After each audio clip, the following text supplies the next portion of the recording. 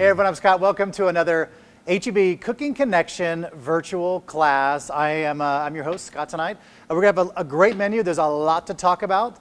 With me, as always, before we start, is the lovely Charlotte Samuel. Charlotte, be moderating. So glad to have you here. Thanks for having me. It's like the circle's not complete if you're not here to we complete the circle and makes it better. However, we have another friend joining us. So all throughout January, we've had some friends visiting us. We've had our HEB dietitians who are awesome. They're a wealth of knowledge. Have you made your appointment to go see one yet? If you haven't, I haven't. I'm guilty of that as well. I need to. They're awesome. We have, I'm really excited to introduce one of them. We have our last dietitian of the January season here of the class we have Andi. And Andi is, she's so smart. She's a doctor, and she can take this mint leaf, break it down to the cellular level, and then put it all back together. That's how smart she is. And she's going to be like, yeah, I can do that, right? So I'm excited. So I'm going to introduce Andi real fast. She's going to come talk a little bit about kind of what we're doing, a little bit overview, and then also talk about the great nutrition services that we offer in store. So Andi, come on up here. I'll trade places with you. Thank you so much for being here. Thank you, Chef Scott. Does that work? Was that too much pressure with the mint? No. Yeah, I'm super excited. Thank you so much. Too kind. But hi, HEB customers. My name is Dr. Andi Lee Gonzalez, and I'm a licensed registered dietitian for HEB. And I'm super excited in being here today with Chef Scott, Chef Charlotte, and sharing my love for nutrition and health. I get to work with a wonderful team of HEB registered dietitians across the state, basically, that help customers like you meet their wellness goals. We help make nutrition easy, tasty, and more importantly, fun. Today, and to learn more, you can visit us actually by visiting heb.com/nutrition if you want to learn more. As far as today's class, I'm super excited. I'll be joining our HEB chefs to really learn around meal planning. Meal planning is important, especially when you're trying to eat well. It helps reduce stress, making time for your family, for your friends. It also helps save you money. And the most important for me as a dietitian is an opportunity to include more wholesome foods like vegetables, sneaking in vegetables. So again, meal planning, organizing is key when we're trying to eat well. And I'm so honored to be here with you all today. Will you tell them real fast, you've got a prop in your left hand. What is that? I really like that model, by the way. That's cool. Yes, so as registered dietitians at HEB, we really do believe that all food fit, meaning that we encourage your plate to be colorful.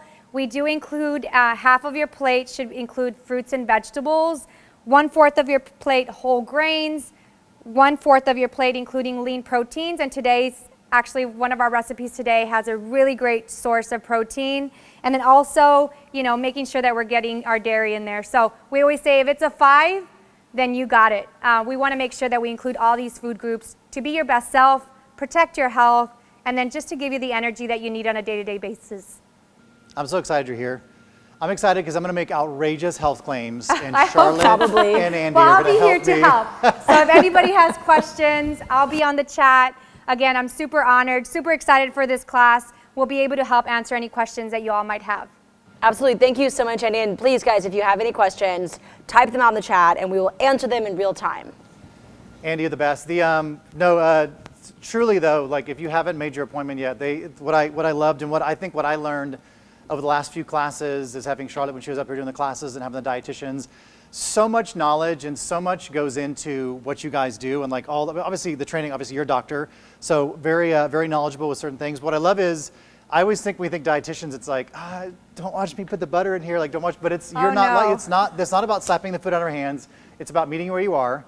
It's about figuring out how to put you on the right path to whatever your goal is. If I want to run a marathon in 3 days, for sure. You got me, We want to Andi. be your wellness partner, right? That wellness partner to help you in any wellness journey that you might take. I love it. So that's good. So she's going to stick around. She's going to be in the chat. Charlotte will be in the chat. They'll be answering questions. So anything, whether it's like you're newly diagnosed with something, a new health condition, or you just want to get, just improve on what you have or figure out a new lifestyle, whatever it is, she is a wealth of knowledge. They will answer your questions. The menu tonight, what are we going to do? So it is about using some meal saving, time saving tips. We're going to use our fan, I'm a big fan of, the kitchen table air fryer. If you've not seen these yet, if you've not picked one up, they're awesome. What I really like about it is you'll notice it's sleek design. It has no like buttons or knobs on it. So it's like when it's on your counter, it's very space age. So it can like, you can kind of hide it. So if you have if you're like a coffee pot person, if you don't have, I have no counter space in my house. So if you have like a coffee pot, which is pretty much all we have, and like the KitchenAid mixer, I don't have room for something big. But if there's no knobs or whatever, it becomes like a mystery piece. So if somebody goes, what is that? I'll be like, it's a bread, whatever I'm feeling. I could say it's a bread maker. I could call it, I mean, nobody knows, right? They're not going to call me on it. The kitchen table's a dead giveaway, but we're going to make the menu tonight. So we're going to do a Gremolata stuffed pork tenderloin, and that is going to go in the air fryer. And I'm going to show you exactly how to do it. It's really simple. And the thing we're going to add to your culinary tool belt today is going to be trussing. So I'm going to show you how to truss a pork tenderloin. So we're going to use a natural pork tenderloin. So the natural pork tenderloin, obviously a little bit smaller than a regular pork tenderloin. Will you talk a little bit about lean meats?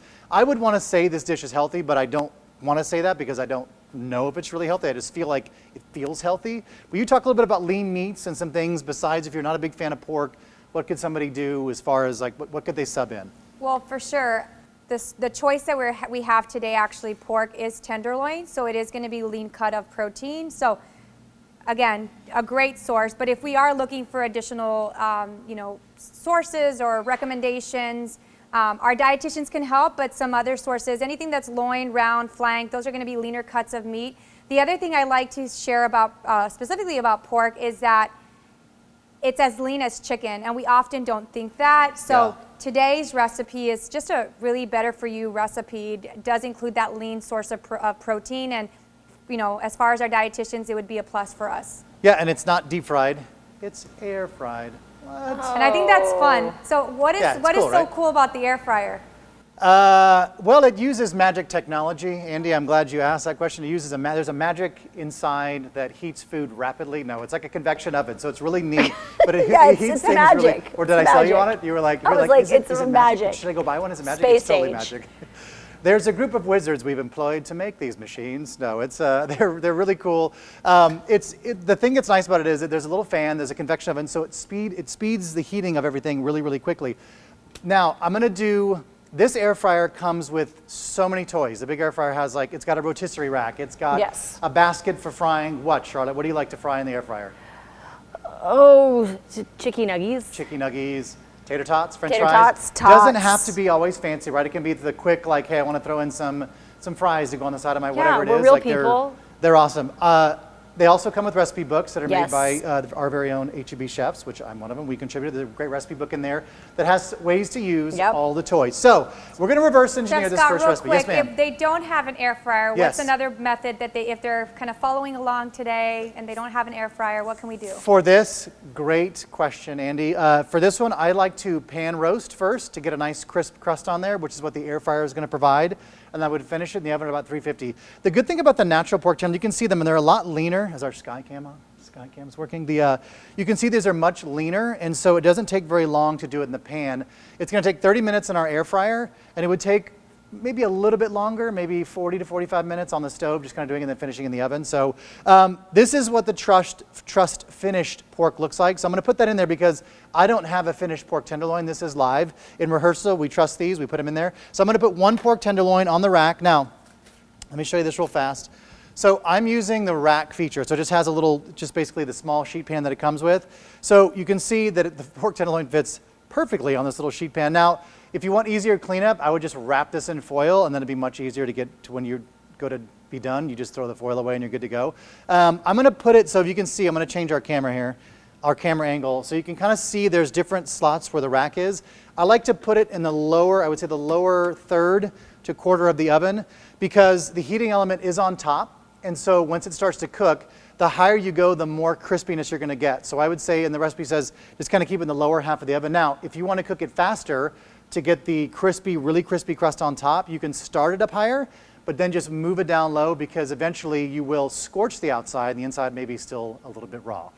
Just saying. So I'm going to close this up. I'm going to turn on all these space age buttons. I'm going to go to you're going to go to the chicken setting. Wait for it. It's starting. All right, menu. So it has a bunch of stuff. So what does it have on there? It's got the manual setting, fry setting, fish setting, defrost setting, chicken wings setting. There's our chicken. So I'm going to hit start, and that's it. So 30 minutes is going to take in there. I'm going to put these guys, because we got hungry people here, right into the oven to get those going as well. So that is that. Now, how did I get to that stage? Good question. I'm going to put back on my gloves, and I'm going to make so what is a gremolata? So gremolata is an Italian, I would say, condiment. It is so simple and it's so delicious. And if you've never made one, we're going to make one right now together. It is just 3 simple ingredients, 3-ish ingredients. You have fresh parsley, you have fresh garlic, and a little bit of lemon zest. Now you can add a little bit of lemon juice or a little bit of, I add a little olive oil to kind of get it wet, just to make the mixture a little bit wet. But it's really a very simple ingredient. And the inside of our pork tenderloin, which it's stuffed with, is going to like be completely perfumed with like the lemon, the garlic, all that great herb flavor. Very clean and fresh. So I've got parsley. I don't know why I like curly parsley better. I have nothing against Italian parsley. I don't know what it is. I think I just like the fact that it's curly and it has more of a like, it's not so flat. Okay, so texture, it has texture there you go. That's why I like shape. It. Everybody's like, thanks, Scott. That was super informative. either will work. Either will work. So I've got my, so you see, this is, most of the pork tenderloins, the ones we used, are typically between about 1 1/4 pound to about 1 1/2. Some of them can be 1 and 1 3/4 pounds, but they're typically a little bit smaller, so it works great for the air fryer application. Again, if you go back, if you're making this right now, you don't have an air fryer, don't worry about it. You can totally pan-sear this. You can finish it in the oven. It's really easy to do. So here we go. Here's our pork. So we're going to butterfly our pork tenderloin. So what does that mean when I say butterfly? Everybody has a picture of a butterfly in their mind. What's like the butterfly? Yep. You know, the wings. It's like someone spread it out. You sort of looked like a hawk or an eagle. I look like a hawk? It was like a majestic eagle. I don't look like a butterfly? No. Well, I tried to look like a butterfly to give you a sense of what we're actually doing here today. All I'm going to do is, instead of cutting it completely in half and cutting it, I'm going to make a deep cut, and I don't know if you can see this up top, kind of almost all the way through, but not quite. A sharp knife is definitely your friend here. So I'm going to go kind of just, you're just going to kind of open it up like a book. Now, just so you know, these pork tenderloins, the natural ones, definitely are a little bit thinner. And so if you get something like this on there, I don't want to try and fold this back in. I'm just going to get rid of this little piece. So I have a quick question for you. Yes, ma'am. You don't need to remove the silver skin or on the outside. I don't, no. Okay. I mean, these are pretty well trimmed, just as it, if it bothers you, take it off. But to me, I mean, this'll just cook down, especially in the air fryer. It'll render out. I want a little bit of fat on there because, again, fat is flavor. There's nothing wrong with fat, right? No. A little bit's okay. Everything in moderation is good. That's right. Don't need a stick of butter. In moderation, you could. Maybe eat that same stick over 3 days. All right, so I'm just going to kind of spread this out. And this is where you can get your aggression out. I'm going to grab a piece of plastic wrap here. So I'm putting in I also want to plastic mention wrap. that tenderloin actually does also meet the American Heart Association heart check mark.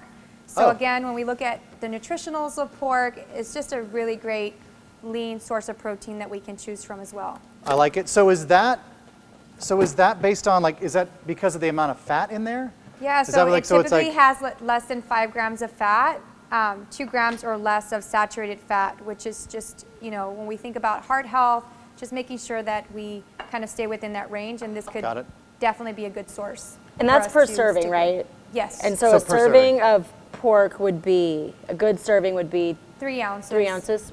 I like that. So I don't have one of these at home. We have one here in our test kitchen, so I don't expect you to have one of these, because to me it's like, what do I need this for besides, like, if you have a water softener, you can smash, you know, like use it as to kind of free the salt, or a rubber hammer. But to me, I'm like, I don't use this. I don't have one at home, so I don't want to have you guys have to go out and buy a special tool just for that. If you have a hammer, hammer it.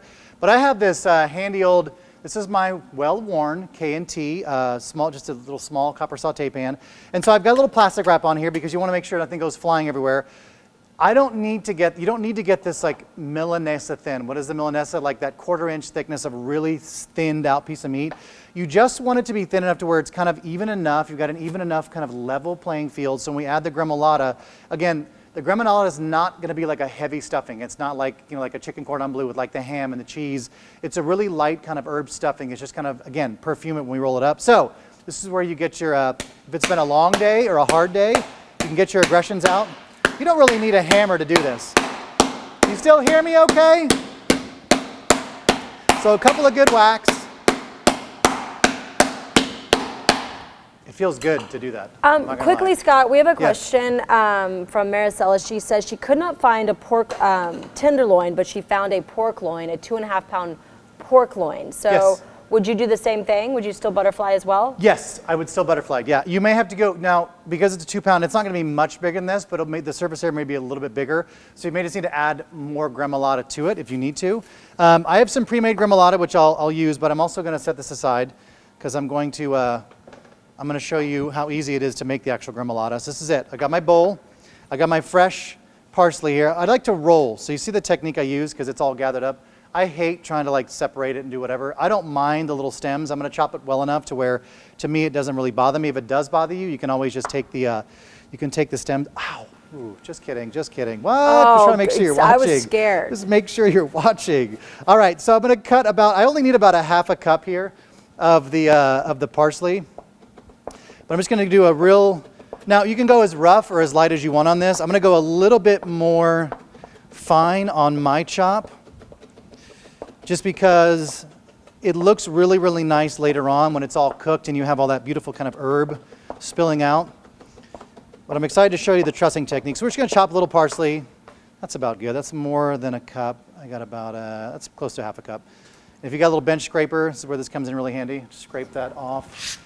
Could you use other herbs in there as well? Yes, great question, Charlotte Samuel. You can absolutely use other herbs in there. Now, I like, the typical gremolata is usually using parsley, but again, there's so many different flavors, and there's so many great herbs out there that we have at your local H-E-B that you can really kind of use.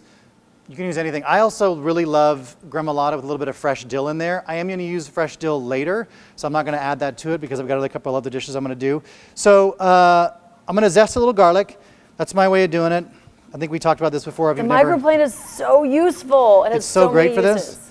I use it as my cheese grater because if you've never used a microplane as a cheese grater, it makes like soft pillows of cheese. It's like it just, they're so delicate, little, light. I'm telling you, go get if you have a brick of Parmesan cheese in your fridge, take it out and start grating it on that microplane. It just kind of like falls like feathers. So a little bit of garlic in here, bench scraper, a little bit of garlic in there. And then Giovanna the lemon wants zest. to know if it's your favorite kitchen tool. You know, Giovanna, there's a lot of kitchen tools that are my favorite. I think my favorite is probably my chef's knife, but a second that I use probably almost as much is probably the microplane. It's got to be pretty close. I don't really have much use for like smaller knives, like some of the little, I never like to use the paring knives. I've just never been a big fan of paring. They're just harder to use for me. I like the bigger style knives. All right, a little bit of lemon zest to go in there, and that's the gremolata. Now, all I'm going to do is add a little bit of olive oil to this. I only need a few tablespoons.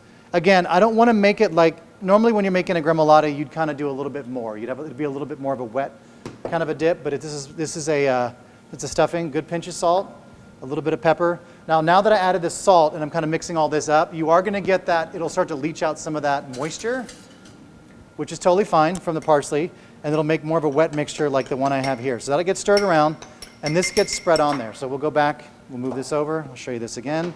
So here's the gremolata that I've got ready to go. So I'm really liking this trick with the cutting boards. Yes. It's one of my favorites. That's really smart. That's how we help with cross-contamination. You don't want to be cross-contaminating. I don't want to make a raw salad and then, or cut up a raw chicken and then beautifully, the chicken guts are still on the board and I put my head of iceberg lettuce and start chopping away. And then I can making throw it right in the trash. your wedge salad, yeah. That's right. So, all right, so my gremolata. So I'm just going to take this out. So you don't need a lot. If you want to go crazy, you totally can. All I'm looking to do, again, is perfume a little bit of this pork with that. So it's all going to get rolled up. The smell right now, if you can't smell this has had some time. This is the one I made earlier. This had some time to sit. It's like, it's on. So I'm going to season the inside. Why? Because we want to season every ounce of our meat. I'm going to season the outside, but when I season the outside, the seasoning is only going to go so far. So I want to make sure I really season this. Now, yes, true, I did add a little bit of salt and pepper to my mixture, the gremolata, but I want to make sure we got flavor throughout. I'm going to add the other glove, and then we're going to start trussing. So is there anybody that's afraid to truss or that hasn't trussed or just doesn't want to do it? Because at your local HB meat market, when you're picking up your beautiful all-natural pork tenderloin, our butchers and meat market partners are great at trussing and would be happy to truss meat for you if you needed them to. You'll notice during the holidays, usually they truss the meat. So you see how I did that? Sorry, I did that kind of fast. So the seam is facing up, right? So yes. You rolled it and then, okay. You can, it doesn't matter. Like I can leave it up like this. I'm just going to do it because it's easier when I tie it. You'll see it's totally natural. Stuff's going to start falling out, but that's okay. And what is, tell us again one more time, what is the thickness that you pounded that out to? About half an inch? I just wanted it thin enough to where, this is probably, if I had to look at, it's a 1/4 inch. It could be a little bit thicker if you wanted to. It's just enough to where you can just apply something and just kind of give it a fold. And if you don't cut it deep enough, it's totally fine. If you don't cut it enough to where you can't roll it up 3 or 4 times, don't worry about it. I can't either.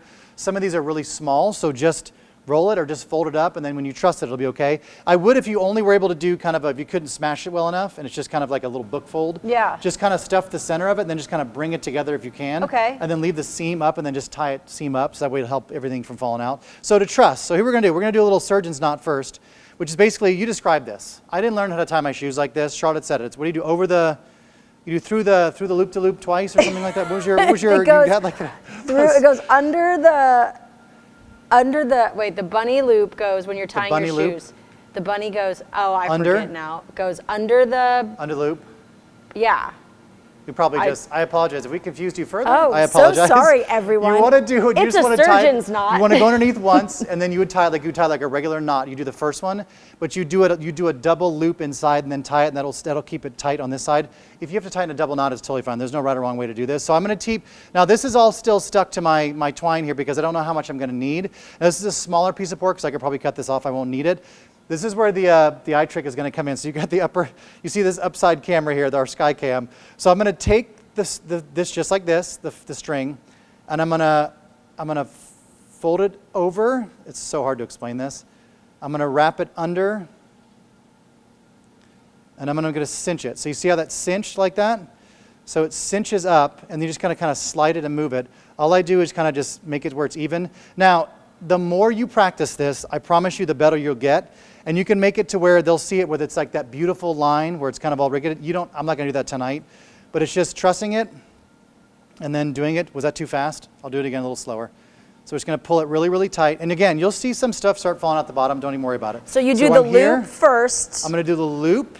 And then you take it through. I'm going under and sliding it. And then I'm going to pull the string and see how it makes a little thing there for me. The tension. Got it. That's good. So it takes this. I can't tell you how many chickens I first trussed when I came to the Culinary Center here doing stuff when we first opened this place, but there was a lot of trussing that went on, and so I could probably do this in my sleep when I truss. But this is a really cool just trick to have. So you see I'm going to do, so that one was, you see there's a lot more stuff. So show everyone that one more time. So before you. So I've got my loop, so I'm taking this, I'm right-handed, so my left hand's going to take it. Got it. I'm going to flip it kind of over it like this. So I'm kind of creating that. I'm going to go all the way down, slide it up, and then there's your little tie. And then if you needed to, you can kind of like fold this up. I'm not really going to worry about it. That looks good. You did a very nice job. Drag it, but look, see the little stuff's coming out the back? That's okay, because guess what? I'm just going to kind of tuck him back in there. All right, that's it. So you can cut this. You can just I just give it another little wrap just to make sure it won't come off. I'm not going to do anything too fancy. I don't need to like get crazy with the ties. This little guy is going to get seasoned very well. So like again, I already showed you the one that was already in there. I'm just going to throw this in our oven. We'll see if these get baked. I'll do a time and temp check on these. Okay.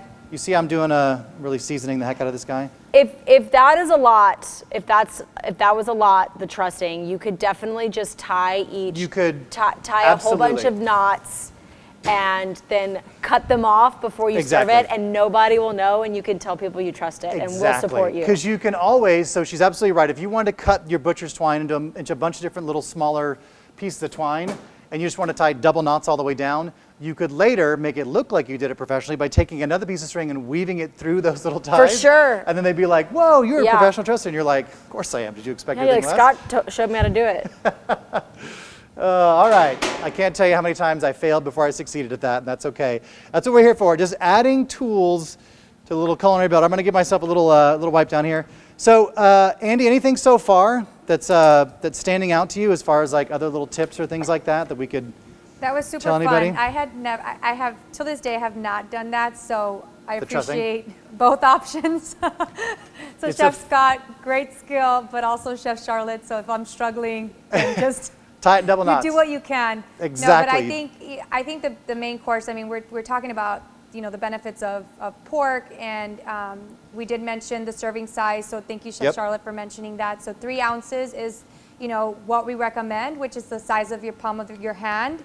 I also want to mention that when we think about the benefits of pork per se, it's an excellent source of thiamine, selenium, niacin, vitamin B6, phosphorus. So a lot of great vitamins and nutrients that are just really going to help protect our health. So I learned, by the way, we're moving on. I'm moving on here as we're doing this. The pork is in the oven. So in order to keep the pork crispy, like I said, I have a pair of tongs handy, and we've about 15 minutes left. So can you see in there? Look at that, Rob, what? See how it's kind of getting golden brown on the top? I'm going to give it Just a little bit of turn, because I want to make sure it stays nice and brown on both sides. Give it a little turn, close it back up, still doing its thing, and let it go. So we're going to make our toasted Pharaoh salad with kale ash and dried cherries. So what is kale ash? That's a great question. That I have sounds to show fancy. you what kale ash is. So we're going to start with kale. So I've got lacinato kale. If we have time, I'm going to show you how to make kale bacon, because this is my favorite kale to use to make kale bacon, because when you kind of do it, it does look like little pieces of bacon because it's got those little bimply bumps on it. Bimply bumps. Not a word you hear every day. So also lacinato kale, also known as dino kale. I think when we sell it at H-E-B, we call it lacinato or Tuscan kale.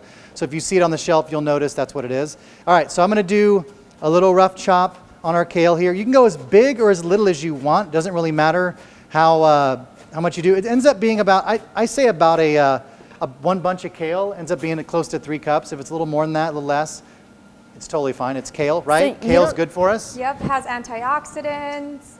We say kale is king. Kale is king. And you don't take it off the. Nope, I don't Okay. take it off just because I don't mind the. Great question though. If you're using like a curly kale, which those ribs can be a little bit thicker, you can take those off. I don't mind because I'm going to roast the ever-loving heck out of this in the oven, so it'll get crispy. I don't mind the texture. The lacinato or Tuscan kale tends to be a little bit softer, so it renders and is totally fine. So I've got about 3 cups of kale in here. I'm going to julienne my red onion. Julienne. So julienne, if you haven't watched our classes, we did a couple juliennes. It's just a very thinly sliced kind of onion. On an onion, the way you do it is just like this. You know the karma's going to come back because I tricked everybody that I cut myself. It was a dirty trick to play. I'm sorry. I didn't mean to do it. I just had to make sure they were paying attention. So very thinly sliced. You see I cut the onion in half, very thinly sliced. I only need about a half a cup of julienned onion. Once you get to here, rather than sacrifice your knuckles, again, we've got a little cat's paw, knuckles are in, just turn it like that and then start over again. And just do, it does help to have a sharp knife here when you start getting closer. That's about all I need. That's good to go. Now, if you want to dice this, if you're walking through H-E-B and you see our value-added veg, we've already got diced red onions. Just use that. Again, it's all about, right? It's like meal planning. If you want to hustle, make it easier. So the onions are going to go in here, our red onions, and this is just going to get salt and pepper. So a good pinch of salt. So we're layering flavors at this point. This is the kale ash that's going to get cooked. That's going to be a part of the Pharaoh salad that we're going to toast in a second. A little olive oil. So I want to make sure at every stage we're doing this, we are seasoning it, because if we don't season it at any stage, we talked about this earlier, you two, about for me, roasting the heck out of kale where it's almost burnt is like the best thing in the world because the flavor is so great. I don't know nutritionally what that does to I know we talked about we were with the dietitian, she talked about if you boil your vegetables, all the nutrients come out in the water, but then you can cook your pasta in the water. I thought that was a really cool tip and trick. And cooking does alter some of the nutrients and vitamins of vegetables, but we always say when we look at raw or cooked, we want you just to have them and enjoy them. So either or is a great option, but you're right, Chef Scott, that through cooking methods, you do alter some of the nutrients and vitamins of some of the vegetables that we're using today. I love burnt kale. Cauliflower and Brussels sprouts have been really popular now lately. A lot of restaurants you burn them. That caramelized flavor of what was the word? I lost the word. Cruciferous? Brassica. That was what it is. Brassica. I like the brassica. Okay, so the kale's tossed. That's just salt, pepper, red onion. That's it. All I'm going to do, sheet pan, really simply. Save my piece of parchment paper because I'm going to show you a trick. Onto our sheet pan. This will go back over here. I'll reuse that. I'm going to just spread this out a little bit, and this goes into the oven to be incinerated. Why? Because that's going to add flavor to the salad later on. So this can be cool. And this is a great thing about that is it's a make-ahead step. So we could definitely do that ahead of time, and it'll cool. And what does it look like? Because I promised you the kale ash. What is that like? So kale ash is like kale chips, right? It's like kale chips, but we love doing that at home, and spinach chips. Oh yeah. So I got ahead of myself, and I made kale bacon. Oh. Because I was like, if I have time, I'll show you how to make it. But this is the same thing. It's kale bacon using the I think Tuscan somebody kale. asked about that. So kale bacon, what are you putting on there? So it's salt, pepper, and smoked paprika. You can add garlic powder, you can add onion powder, but literally those are the 3 key ingredients. You toss it together. I take the ribs out of the kale bacon because I want it to be really crispy and light. I don't want to be chewing on that stem. The kale ash, this is why we call it kale ash. So this is the exact same ingredients, exact same quantities. This is what it ended up looking like. You can see it on our, there it is. It's hard. You know, when you're seeing something from the top, you don't think it'd be like you're pulling it back and forth. This is why we have rehearsal. All right, so we have the kale here, we have the onions. Everything is beautifully caramelized and has all that burnt flavor. Reason why we call it kale ash is because when I add it to the ingredients of the salad, it's going to crumble just like ash. And so all that flavor is going to like act like kind of like a salad dressing to the actual Pharaoh itself. It's going to give really, and this is really hard to get off your hands, by the way. That's brilliant, by the way. I'm like... I want to eat a piece, but then it'll be stuck in my teeth all the time because it literally just kind of like just falls apart. I'll spare you that. I would have paid money for that show. So later, that's the 10 o'clock hour. All right, so that's that. So now we're going to move over to our other cam. I'm going to show you how we're going to toast the kale. So that is going, the other half of our dish here. So I've got my my K&T pan here. You can see it. Now we're over at the stove cam. So we've got the overhead camera here. You can see it. Hopefully you can see it. Our awesome K&T kind of like, I would say this is kind of our copper pan. Line really good. I think it's a titanium, if I'm not mistaken. I think it's titanium. But I wanted you to be able to see it from the top, so as it's cooking, kind of see what's going on. I'm going to remove the lid for now. So Pharaoh. So talk a little bit about the grain Pharaoh before I start toasting it and cooking, because there's a very specific way I'm going to show you how to do this, which is great, and you can use this on any grain from quinoa to rice to do the exact same way. So it's a great kind of trick to use. So yeah, what are like so some great... Pharaoh is a nutritious grain. It's loaded with fiber, it has protein, and also some essential minerals and vitamins. What I also want to say is that if you're not a fan of Pharaoh, you can do other grains such as quinoa, couscous, wild rice, brown rice. You know, there's a load of grains that you can use just to benefit as far as, you know, your B vitamins, just essential nutrients. And this is, Pharaoh's not gluten-free for the folks at home, correct? Yeah. It's not gluten-free. No. But lots of fiber. Okay, so I have Pharaoh. So it meets your whole grains right there. There you go, I like it. Thinking about my plate, you get the whole grains. There you go. Servings right there. So the recipe calls for about a 1/4 cup of olive oil. Why? I'm going to show you why. It seems like a lot of olive oil, and it is. I love olive oil, and I'm assuming that you know some health benefits of olive oil as well, which means it's probably good for us to be eating it. I feel like I go through a bottle a week. Like that's not even, I'm not even kidding. Some like, healthy like fats, monounsaturated fats. So, you know, we are a fan of olive oil. Moderation is key, but it has a lot of benefits when it comes to protective heart health benefits and whatnot. I mean, it still has calories, right? Yes, yes. Bummer. Am I going to overdose if I have, like, if I'm doing Probably too much? not. All right, I want to keep me in the, you got to keep me straight, doctor. Keep me straight. All right, here we go. All right, so the recipe does not call for garlic. I am going to add 2 different ingredients because, again, we want to layer flavors. So I'm starting with just olive oil and Pharaoh. Now, that's all the recipe calls for. You're just going to toast this really well, which is going to add a lot of flavor to the party. But I'm going to add 2 different things because, again, you're here in the class. I'm going to show you my tricks. If this were me at home doing it, I'm going to crush 2 cloves of garlic. I just lightly crushed it. I'm going to throw it in the oil. I'm going to throw another one in the oil. If you like a lot more garlic, do it. All we're going to do is perfume it. I'm going to add a little red pepper flakes because I happen to know some people around here like spicy food. So a little pepper. I'm going to let this get toasted. As soon as the red pepper flakes start to kind of brown a little bit before they burn, that's when I'm going to add in my Pharaoh. And I'm going to toast this. I'm going to toast it for a while. The garlic's going to go in the entire time, just about until we add the liquid, and then we'll pull that out. So I'm using the Central Market Italian Pharaoh, quick cook grain. Great question. What happens if I don't live near an H-E-B that has the Italian Pharaoh quick grain? I just have the regular Pharaoh, which is a very dense grain as well. So the quick cook Pharaoh is already pre-cooked and then dried. If you're using it, I cooked a original Pharaoh. So I cooked, the one I have that's already made, I used was the straight Pharaoh, not pre-cooked. Pre-cooked saves you a little bit of time, but you don't have to. If it's the only thing you have, yeah. So it's the only thing that's going to be different if you're using quick cooked versus the regular Pharaoh would be the amount of liquid and the amount of time it's going to take to actually cook the Pharaoh. Okay. So this is going to, I am literally frying the Pharaoh. That's exactly what you want to do. I'm going to fry this up because this is where all the flavor is going to be.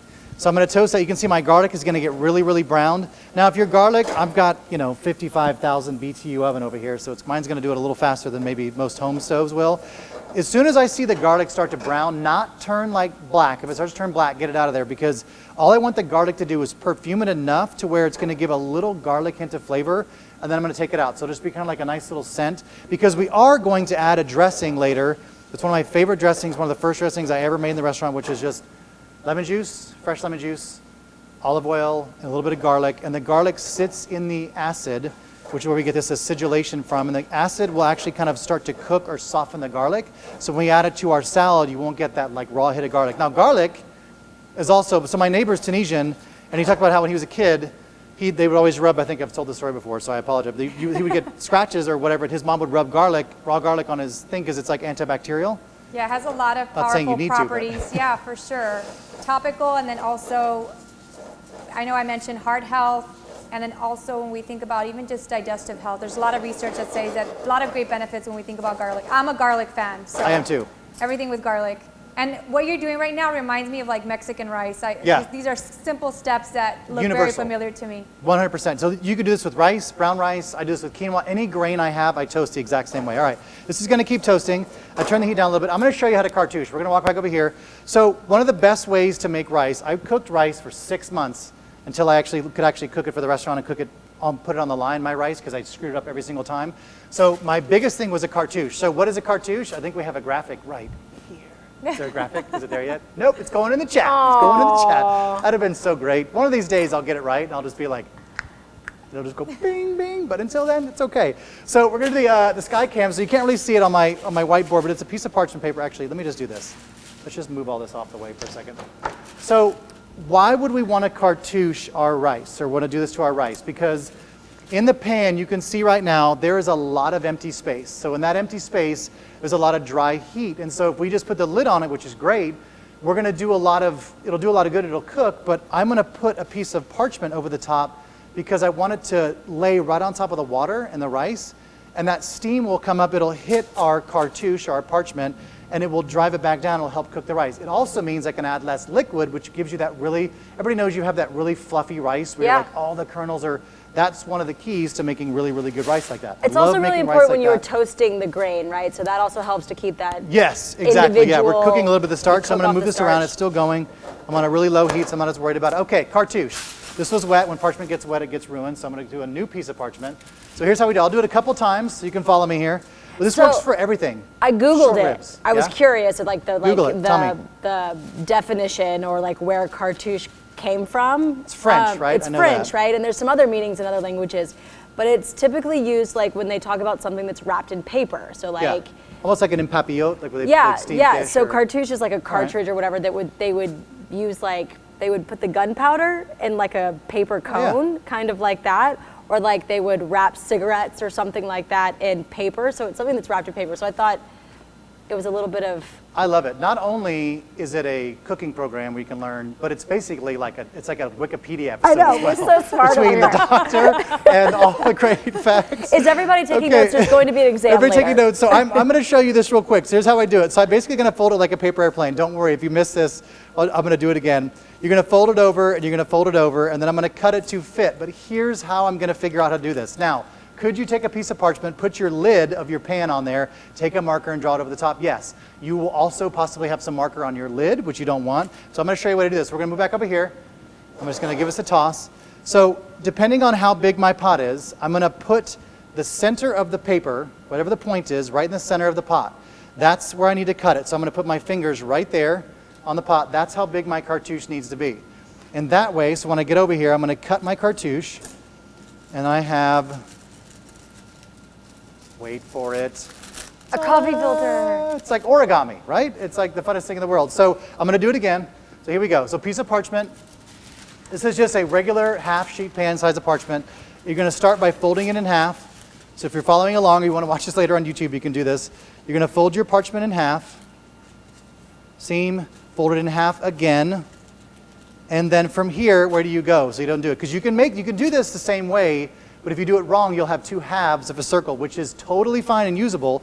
You want your open end to be on the top. That should be the top. So I'm going to fold where the folded end is. I'm going to fold this over, just like this. And just like a paper airplane, every time you're going to get closer and closer. Does that make sense? Or it seems like it makes sense? And until you find it. Now you can go one more if you want to. You don't need to, but Oh, you look can. at you! You're just showing off now. And then you're gonna measure it from the tip to the point, however big the pot is, and then you'll cut that. What's the geometric? What the math term? The radius. It's the radius. Math. The radius is the radius of the. The So I did it center. the easy way. So there you go. So every single time you can practice this over and over again. You can make plenty of cartouches for every single pan, and when you need to. Now this doesn't just work for rice. If you're not a rice eater, don't worry. I'll move back over here. You can always use this if you're big on braising dishes. These for braised dishes, it's amazing. So like if you had short ribs or whatever, you're cooking something, you have a longer cooking time. The same thing is going to apply because in this pan, all that good vegetables, all that meat and everything's in the bottom, and it's going to take a while for that to cook. Well, if you put the cartouche on top, it kind of seals everything, so that way it's going to be a lot more less moisture even cooking time. loss, All right, that's toasting. This is done, so I'm going to temp that, and then I'm going to make our raw salad. How much time do I have? Do I still have time? Am I impeding anything, or am I all right? You're at, you have about 20 minutes, Chef. You're Okay. good. You're at 40 Plenty of minutes time. so All far. right, here we go. Let me do this. Put a little towel here. So you can see look at how pretty that is. Ooh la la. Right? And because we trust it, it's like perfectly in shape. It's perfectly done. I'm going to temp this out. If you do use, who was saying they did you said somebody was going to do a 2-pound pork tenderloin? Yes. So the internal temp of my Marcella. pork right now is about 170. So it is way, way good. okay. Now, typically pork needs to be about 145 per the new regulations, which is fine. So if you want yours a little more raw, just pull it out a little sooner. Rare. More rare Raw. is, yeah. Carpaccio, that doesn't sound good when you say pork raw. No? I learn new things every day. All right, Callie so I'm going to put says this she's back in getting there. hungry. She says it looks She's getting so hungry. good. It smells amazing, by the way. I'm going to let this sit. That's just going to rest. So that pork is done. It's good to go. This is still going. I'm going to add my water. So now that I'm doing this, you can see I've got a little bit I'm getting some real good toasting on this. So you don't really want the Pharaoh to change color per se. It doesn't need to it's not really going to get toasted. You're looking more for the nose of it. So it's the smell of it. You want it to be, I smell some toasting, maybe a little bit of burning. That's okay. I'm going to add my water in here. So I'm going to do this, and I don't want anybody to freak out because I'm going to put my hand in hot liquid again. So when I learned to make rice at this restaurant, and Charlotte, we had a conversation about this, you also learn the same thing. The way they know you've got enough liquid in your rice to cook your rice or whatever grain you're cooking is by putting your thumb in it, and you want wherever you touch the rice to the water. So I should add a little bit more water, but I'm not going to. You want to just go up to just cover your thumb in water. That's how you would do it. I don't recommend you doing that, but that's the way I learned how to do it. I care for your safety, so yes, please don't put your hands in boiling. Trust the amount of water you've got in there. Yeah. Now, if, say, somebody goes, hey, I put too much liquid in there, I think there's too much, take the cartouche off, turn it up to high heat, let some of that water evaporate, and then go and apply the cartouche again, and then put the lid back on and then do it. If you feel like it's like, whoa, it's getting really mushy, just do that. Now, you don't have to cook this way. I like to do it this way because there's way more flavor this way. If you wanted to, like with any grain, you could cook it just like, look at how perfectly it sits in there. What? Look at that. You see that? Come on. That's What? math. You The did lid math. goes on, and I'm going to turn the heat way, way down here. Move my pot over. I'm going to turn the heat way, way down. I'm just going to let that sit. And that'll need about 15 minutes. I already have some pre-made, so it's great. But that way you can kind of see, if you wanted to cook this like pasta, it's a great way to cook grains like that, is to just basically fill up a big pot of boiling hot, salted water, and then cook your pasta until it gets to the point where you feel like it's soft. Now, Pharaoh does have a very toothiness or chewiness to it, so you're going to have that kind of al dente feel. So it does have it's just a thicker grain, right? It's like I would say like a brown rice, a little huskier than I think of brown rice. What's it nutritionally? Is there any difference between, like, I'm sure there is, but to me, this is loaded with fiber, protein, so it's very beneficial when we think about just the comparison to other rices or other grains. I always say every grain has something special about them, and this is definitely one that we like to recommend. I like it. So if you're, what are some other good grains out there, Charlotte, and like some other grains that are good that people maybe not know about, or maybe that are also very healthy? Superfoods, buzzword, superfood. Are there anything like that they can look into? People like quinoa because it has a lot of protein. Quinoa? That's high in protein, right? There's, oh gosh, now you ask me and I can't think of anything. Put you on the spot. Okay, so our final dish of the night, and I think I may have time to make the kale bacon. I'll show you how to do it, even though I've already made it. So I can smell this starting to get a little more, it's getting there. I'll just show you in the camera here, just so you can see. It's not quite there yet. When I say obliterate it, I mean literally obliterate it. So you can see like it's getting there. This is definitely hot. So some of it's crispy, but you want to go until most of the green should look really, really dark, like army green. So that goes back in the oven. And again, anytime we're roasting that, so like we've got our red onion, so that's an aromatic, so it's going to be really, really caramelized. It's going to add a lot of flavor to that actual salad. So here's the salad. This is raw. It's our raw salad. So raw vegetables. Nothing is getting cooked in this. People know a lot of beets, like people have roasted beets. These are raw beets. Why raw beets? Because I just wanted to do raw I love beets. all beets I love raw any which beets. way they come. This is really, really simple. So I'm using the H-E-B julienne carrots. So it's these guys. I'm just using 2 bags. I love stuff like this. This is like, if you're a texture freak, this is literally the salad that will blow your mind because it's so many textures of, the beets we're gonna grate, they're raw, but we're gonna grate them through a box grater, just like a cheese grater on the biggest setting, and they're gonna get, so you have that, they're a little bit chewy, but they have such a sweetness, and like, when people think of like a roasted beet, they think of like that kind of caramelized, because roasting a beet in the oven, you're gonna concentrate all the flavor, you're gonna concentrate those sugars, so it has like a very sweet, soft flavor. Still has that earthiness, but the raw beets that we're gonna peel, the outer skin, we're gonna wash and peel them, and then we're gonna grate them, they still have that kind of earthiness to them, but they don't have that same, they just have like it's a different kind of sweetness, it's really, really good. Plus, it's gonna be a beautiful color that all this is adding to. Now, we talk about eat the rainbow, right? Yes. I heard many of our dietitians talk about eat the rainbow. So like, what is it in the beets that's like, what gives it the color, what makes it like, what's nutritiously different about these? So like, beets have antioxidants, right? Okay. So it's kind of like when we think about just some of those fruits and vegetables that have additional health benefits, this is going to be one of them, can protect your health. As far as the color, I'm going to butcher how I'm going to say it, but it's betalain, betalain, I'll take it. Betalain, let's just say it's that, Betalain is what gives it the powerful color. But what we love about this dish is all the colors that we have. We are eating the rainbow, and that's what we want. We want variety. We want to make sure that we're just adding, all these nutrients, all these essential minerals, so that we can just be our best self and just protect our health. Absolutely. So I'm going to do something. The dressing for this is also very simple. Again, we're using a lot of fresh lemon, a lot of fresh citrus. Now you could totally change it up and do, hey, I want to throw grapefruit in this. If you want to do shallot instead of garlic, you can.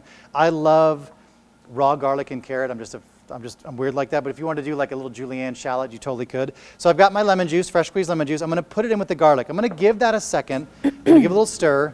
So this is going to acidulate the garlic. So when you talk about acidulation, it's basically, I'm going to kind of slowly cook this. It's almost going to be like garlic ceviche. So it's going to sit in an acid. Lemon juice obviously is very acidic. It's going to sit in there and it's going to kind of soften the flavor of the garlic a little bit because you don't want to have that real pungent raw garlic. So you could just throw it all together. In the recipe, it just says throw it all together. It'll kind of work its way out and it's good. It's really raw. But in order to soften it, that's my trick, is to throw a little lemon juice in there and let it sit. The only other seasoning I'm using besides salt and pepper is cumin, because I love cumin in this. So it kind of goes from like South Texas to like Middle Eastern, Mediterranean. We have a like very Mediterranean feel happening. I am a here. freak for Mediterranean. I love Mediterranean, Middle East. That's my favorite food. Okay, raw beets. So if you, I'm going to use my cartouche that I made earlier to grate my beets on, because grating beets, if you don't have a pair of gloves, just be prepared, because later on when you're doing something and you look down at your hands, you're like, holy cow, I'm bleeding. I've got blood on my fingernails. What's going on? Kitchen gloves are like my favorite. They are. My favorite kitchen tool. You can touch raw meat with them. I'm telling you. Beets, all the things. So we've done a lot of events. Charlotte, we did an event at the Austin Food and Wine Fest one year, and we used, at the time we had these really cool carrots that they came from Texas A&M, and they were maroon, and we did a pulled pork dish, but it was carrots. And the way they looked, it's going to look similar to this, where it has kind of almost like a meat. If you were to look at it, you could kind of mistake it for almost like a shredded kind of a meat product. That's kind of what you're going to get from this. So I'm just going to shred these, and you'll see it's going to go everywhere, hence the kitchen gloves and the cutting board. But just grate them. You only need about 2 cups. You don't want much. This is predominantly a carrot salad, but it has the raw beet in there. I find about 2 cups is between 3 and 4, or even 5 and 6 of the medium to small beets. Now, if you find the one, and I always look for them because I love to roast them, the gigantic, like bulb-sized head. Every once in a while you'll find them in organic that size, but it's harder to find an organic. I love to roast those because I like to cut those and make those into like carpaccio once you roast it. Little goat cheese on there. What? All right. What is carpaccio, chef? Carpaccio is like it's an Italian dish where they would take like filet or whatever, and they'd serve it, they'd slice it really thin, you freeze it, and you slice it really, really thinly, and you put it on a plate, and you put like capers and not truffle oil, not for you, on yours. A little bit of truffle, but they do like capers and other things. So here's my raw beets, right into my carrots, really pretty. I'm eating the rainbow, Andi. Yes, for sure. Eating the rainbow. We're doing it. I'm gonna take my Are there gloves other off. ways that you can enjoy beets? So, I always like to share, my dad used to love beets. And, Yeah. as we were children, we kind of just like go away when he was eating beets. But Now as an adult, obviously I enjoy them, Yeah. but are there any other ways that you want to recommend? I love them in this dish. I love them a little bit raw. Look at this bloody mess up here with the beets, the beet blood. I love them raw, but I also love them. I love them roasted. My favorite way to do them is to take a little bit of walnut oil. We have that toasted walnut oil. I roast them. I add burrata. I add a little bit of honey, and I add some kind of crushed nut on there, and it's like Beautiful. over. Yeah, and a little bit You of can vinegar. actually just roast those guys with the skin on, take Yeah. off the stem, and then wrap them up in foil or put them in a dish, Yep. wrap them in foil, roast them in the oven, and then with your kitchen gloves or a clean dish towel, just once they're done, they peel very easily. They do. So until just now, I haven't talked about all these great herbs I have in front of me. So I've got some good stuff that's going in our. What I didn't talk about when we talk about layering the flavor of our toasted Pharaoh and kale salad with the cherries. We're gonna have some smoked almonds in there. We're gonna add some fresh basil. This is a blank canvas, so you can really add whatever you want. To this salad, I'm gonna add the dill. If you're not a fan of dill, I would say revisit dill. I was never a big fan of dill until I started having it in different dishes, and I was like, what's that flavor that's so, and it really is, the dill does bring out a lot of really different nuances in all these. You talk about all these like phytonutrients and all those things, like there's Yeah. got to be some kind of chemical play off of all this stuff so getting dill together. is rich in antioxidants. It's a good source of vitamin C, magnesium, vitamin A. So, as you mentioned, Chef, there's just a lot of great benefits to consuming dill and a lot of different herbs that we're using today. Mint. I love mint. You're still going to take us through the molecular levels of the mint, right? I'm still going to hold you to that. I'm going to roll this up. I don't like to fuss with my herbs. I usually typically dust them off. If you want to wash them, you can absolutely just dip in a little bit of water. I like them just fresh. I don't mind. They do such a good job. Our herb supplier, our Patty's Herbs, does such an amazing job with their herbs. And most people don't realize that the farm where like 90% of these herbs come is like 20 miles from our headquarters in San Antonio, which is really cool. So fresh mint. I do want to add that mint does have anti-inflammatory properties. So Boom. it's, a good relaxant, but then also relieves congestion. So we are in flu season, so this could be something great to add to our dishes as we think about, flu season and whatnot. Absolutely. So the cumin goes in. So I'm adding more than the recipe calls for on the herbs because we're going to eat this, and I want to eat an herb-forward dish here. A little bit of pepper goes in.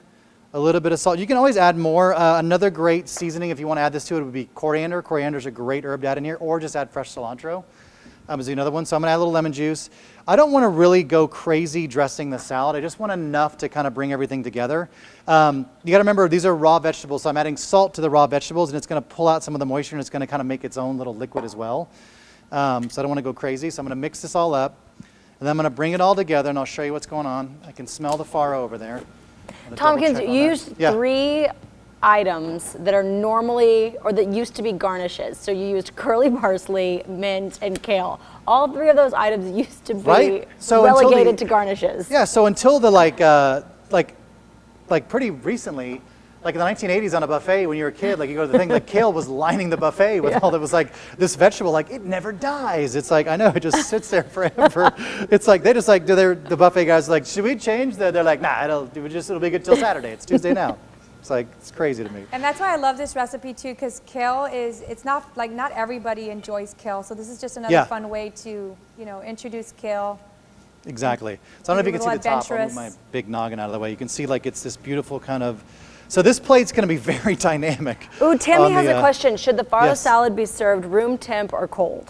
So That's a good question. I think you should take that question because we've done this so many times, the different Pharaoh salads. I like it cold to room temp, but I know you've done a lot of them more cold. Do you think? What would you say? Yeah, so I cold? actually like grain salads like that to be room temp. I bet it would also be amazing a little bit warm, but like as a side dish with, I have my gloves on.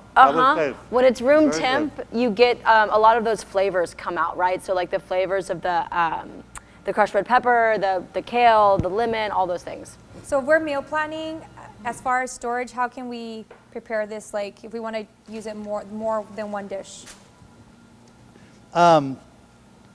I would eat this now, and then I would pack this up tomorrow and take it for lunch, because the longer this sits, everything is going to kind of blend and mold together here. All right, let me do this. Let's plate up. Let me move our, actually, no, let me chop my basil here first. Hold. You know what? I'm gonna tear the basil. I'm gonna do that. We're gonna do it sexy Italian. We're gonna do a little torn basil instead of chopping the basil. I don't want to bruise it. And that's the biggest thing too, is between bruising, you can you don't want to go crazy chopping herbs and do it, because you will pummel them. Like, I think I've done this before, but I'll do it again with you guys. When you have herbs and you start to chop them, they'll automatically start to turn color. So if I take the basil, which is a pretty little leaf of basil, and I start doing this to it, see all that color I just took out of it? See, like, it starts to kind of weep and get whatever. So the more you chop it, the more it's going to kind of start to, go down and degrade, and I would say get much more wet. And so I just like to tear it. So I'm just going to do a little fresh torn. I'll wait till I get the bowl up here. All right, let me do this. I have our Pharaoh. Callie has a good question about herbs. How long Yes. will dill last in the fridge, or herbs for that matter? They're all, I feel like basil's probably the quickest to start turning colors on you. So it'll turn pretty quickly. It's temperamental, yeah. It's very temperamental, yeah. It's I think dill tends to be a little hardier. Like dill, rosemary, thyme start to be a little bit hardier. I feel like they do a little bit better. But I think it's just keep them in a cool place in your fridge. One of the best ways to do it is just how I stored mine: a little bit of water in the bottom of a container, and just put them in there and let them sit up. That way they'll stay cool, but they won't. They don't have to be completely, they won't go completely dry on you. So I'm gonna add a little bit of our Pharaoh here. See, I made a bunch of Pharaoh. I'm going to take some of that home with me tonight. All right, so the kale ash is going to go in here. We're almost done. Oh, there you go. See that? Did you see that pop of smoke come out of there? What? All right, so that's what we want. So I obliterated the kale. So that's still within the hour. All right, here we go. So I'm going to take this guy. I'm going to throw this together here. This is going to go right in, because I'm going to toss everything together. So all that kale ash is going to go in there, and you're going to watch before your very eyes. It's going to kind of almost disintegrate and become a delicious flavoring agent for this right here. All right, that's going to get out of the way. I've got our salad. So the basil, again, a little torn fresh basil. So I Anne said love that basil. she super caramelized her kale. I'm glad to know that she's cooking along with us and that she set off her love smoke it. alarm. Yes, and I just imagined her I would have too. waving it, like You're over waving there. a broom in front of it. But she said her kale looks just like chef's. So I'm super happy to hear that. I'm telling Anne. you, stick with me. We're going to do it more and more. All right. You can add as much basil. I freaking love basil, so I'd add that whole box to be totally happy. All right, so we have our pork. I've got my dried cherries. Now, if you don't like dried cherries, I don't blame you. You're totally fine. If you want to leave them off, you can. I love smoked almonds in this, though. The smoked almonds, again, we talked about texture. It's going to be a little bit of a crunch to it. So we Just gonna have talked a little about bit of this earlier. Yeah. When you were talking about bacon, right? Yes. And you're talking about like what would you use like in place of bacon or whatever. Sometimes like you want that smoky, crunchy thing, and smoked almonds are really good for that. Yeah. They add that element of that also- smokiness. It's like memory sensation. Yes. Yep. Memory sensation, so it has that like same texture, same taste. So it's kind of a way to like trick your mind almost. Yeah. I love Memory that. I feel the same way sensation. about Is that what sugar you snap called it? peas. I love that. Oh, yeah. Sugar snap peas are my favorite because of the crunch. Yeah. And so it gives me the same satisfaction as maybe something like a chip or Yeah. something like that. So All right, it's just so Rob and Jay, can you see that with the camera? Can you see our, so you see how that became like part of the ash that's in there, which is amazing. I see one little seed. Get that guy out of there. I'm gonna add a little bit of lemon juice. And I also love that we're doing that because Chef Charlotte talked about food synergy the last time. And so Yep. lemons have absorbic acid, vitamin C. It helps absorb some of the iron that's in our dish. So again, just getting more oxygen into our red blood cells, giving us more energy. So again, the food synergy here is just really amazing. I love it. I love Naturally. it. Yes. All right. Let's plate this up. Here we go. All right. This is a different kind of center of the plate now. Like we've got a different than the myplate.gov. So a little bit of our Pharaoh salad. Those cherries in there. I'm going to do a little bit of this. I'm going to do this with my bare hands. All right. I love that. All right. Here we go. A little bit of our beautiful salad here. I'm just going to make a little tuft. I always want to build our plating so it has some height to it. A little bit of tuft on it. Look how Tuft. pretty that is. This is like crazy-mundo, right? All right, here we go. Now I'm going to do this guy. I'm going to go back to our cutting board over here. Flip this guy over. You know what would be really bad right now? If I dropped it in the final seconds of this and I'm like, wah, wah, wah. All right, so I'm going to cut this so I can pull the strings off here. Remember our truss? I'm just going to give it a little poke with my knife. You want to use scissors, also a great idea, as I go through this into the flesh of my hand, and that'll be how we cut out for the evening. What did we talk about? Sharp knives. Sharp knives save lives. No? Is that not it? Yeah. All right, so I'm going to cut up our pork here. A little bit of pork on the plate. Move my string here. It's a little bit of, what's our portion size again? What's the size? 3 ounces. The size of your Ish. palm, you said?